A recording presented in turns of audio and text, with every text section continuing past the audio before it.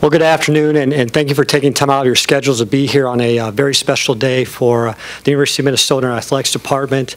I can tell you when I was hired about a year and a half ago, one of the first people I met was this gentleman, Craig Dahl and Tom Jasper, and was so thankful for their commitment back then, and we're so excited for their commitment to our Athletes Village project with this amended sponsorship agreement, and it's going to have a tremendous impact on all 25 sports programs, all 750 student athletes. So, Craig, a big thank you to you, TCF, your great employees for believing in Minnesota athletics and for being a very big part of our future. So thank you.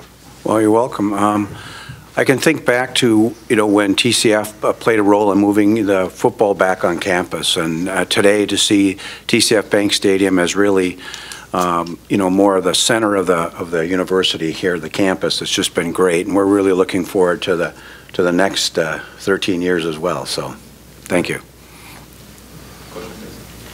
Craig, you guys, when the naming rights deal was going through 2029, 12 more years, why did you feel like this was a good time to, I guess, make another commitment to the program financially? Well, we view the relationship with you as a partnership, and when your partner has a need, it's really kind of you need to step up, and I think that was it. With the Athletes Village, that was the primary focus of this. There was a need, and that's what triggered the timing for us. Why the U? I mean, we have so many sports teams in Minnesota. Why is the U so special to your organization? Well, first of all, we're only 12 years into a long-term relationship. We have 13 years remaining on the relationship, so that's part of it. But the other is really the value that the U creates way beyond what the sports teams do, and the number of alums and the programs and all of those things, and that to us really makes it the preeminent and logical source for us. What does it mean to have a partnership like this, where obviously they make such a big commitment every single year, and when you guys did need more financial help with the Athletes Village, that they are so willing to step up? Well, it's crucial to our department. As I mentioned earlier, we're so thankful for them believing in our student athletes and believing in our program. And Athletes Village is a big project for us. Obviously, we need to generate, dollars to support that project, and for them to help bring football back to campus, and had such a huge impact on that. Now to have this impact moving forward on a new project, a new building that, again, is going to impact so many of our programs and so many of our student athletes. It's a critical thing for us, and again, we're just so thankful for their support. That's such a successful last few weeks with fundraising. Is there anything you would attribute that to? Again, I think as we continue to work hard to make this university, the state community proud, we want to continue to have people involved with our program. And again, I think, as Craig mentioned, we've had a strong partnership with them. It's just developing those partnerships and helping our program grow. Is there a specific number that you guys are up to in terms of fundraising for the Athletes Village project? Yeah, for Athletes Village, we're at $105 million towards our goals. So we're obviously very excited about that. We still have a lot of work to do, and we'll continue to actively fundraise and generate those dollars. Do you see kind of your fundraising strategy being more corporate donors or individual private donors, or? I think it's a combination of both. I mean, you want to find people that want to believe in your program and develop those relationships. Is there a sense of urgency, I guess, with the fundraising? I mean, obviously when the doors open in January, raising as much as possible between now and then. There's always a sense of urgency with fundraising. So, yeah, we'll continue to focus on it and continue to move forward. Part of the effort is new signage or logos. Could anyone comment on that? Where they might be placed in the stadium and on the field? Yeah, as part of the naming rights, we're going to put the name, the TCF Bank Stadium, on the field, and in addition, there's a upgrade to the stadium logo, and so we're going to work on that. That'll be a 2018 item, and that will be repurposed then on the areas where it currently says TCF Bank Stadium. Will it be a surprise to the public at a certain time? I'm not exactly sure on when we're going to tell you to roll that name out. You'll see the print on the stadium next Saturday for our game against Middle Tennessee State, so we will have it ready in place for that game, as well as the TCF corporate logo will be just outside the playing field on the 10-yard line.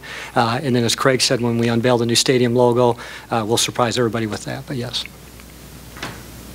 Like every public university is doing this, right? They're getting private partnerships and all that, but you still hear from people saying, gosh, it's a public university, and there's all this branding everywhere. Kind of talk about, where it's gone. I mean, you guys are building a multi-million-dollar facility, so it's really unavoidable. But like you said, you're not the only university doing that, but just talk about, you know, that branding, and some people have a problem with it being a public university and having these corporate brands all over. Well, again, we're very proud of our relationship with TCF, and I think you have to be very strategic in those partnerships, and when you have those conversations, you want to make sure they're the right partners. And again, TCF was such a big part of bringing the stadium back to campus, and we see this as a next step in that partnership. And when we talked to Craig and Tom and his team, when we approached them several months ago about this, they were open to that partnership. And again, I think you have to find a delicate balance with it. But again, you know, we have to generate revenue. You know, we have to generate, you know, raise money to support our facilities, to support the things we want to do as a department, and TCF is a big, big part of that. And again, we're just so thankful for their support. Mark, how do you feel about, you know, you talk about that 105 number. How do you feel about where you're at right now? We have a lot of work to do. You know, obviously today's exciting, but again, you know, I've been very blessed to work in college athletics for a long time, and fundraising is one item that you can control. And you got to be very aggressive. You got to develop the right partnerships with people. If you remember when I was hired a year ago, I talked about the importance of fundraising and developing authentic relationships with people, and we'll continue to do that, continue to be strategic in how we do our fundraising. But again, it's very critical to our department to generate those revenues. I know Jerry Kill, when he was coach here, he talked about how he was really involved in fundraising.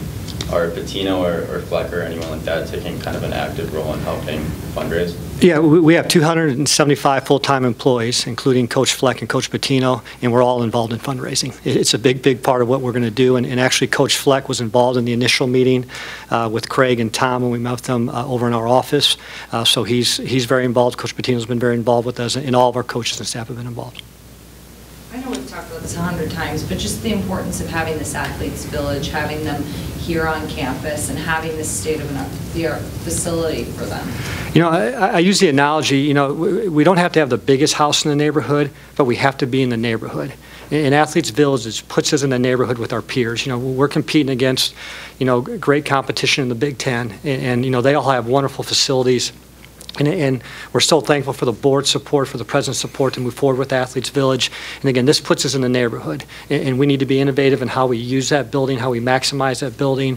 And I can tell you it has an impact already. If you look at recruits that walk through that building, if you see staff and coaches who have a chance to go through that building, they're excited about it. There's a different pulse around our department right now because of that project. But again, facilities are a big part of what we do. And again, we're very excited about having it open up in January of 2018. Craig, what do you think of Coach Fleck? Well, I had dinner with him the first night he was in town, and he hasn't stopped talking since. But it's been you know, having a philosophy, creating a culture. Those things are important in business as well as in athletics. I think there's a lot of similarities to running a program and investing in a program and investing in a business. So it's I think we can all learn something from him, and it's been a lot of fun so far. Further questions? All right, appreciate everyone coming out. Thanks. Great. Mark, thank you. Thank you. Thanks. Thank you all. All right, man.